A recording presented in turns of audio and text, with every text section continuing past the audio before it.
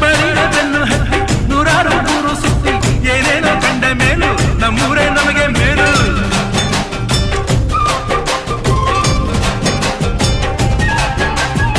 ಕೈಲಾಸ ಕಂಡ ನಮಗೆ ಕೈಲಾಸ ಯಾಕೆ ಬೇಕು, ದಾಸರ ಕಂಡ ನಮಗೆ ವೈಕುಂಠ ಯಾಕೆ ಬೇಕು.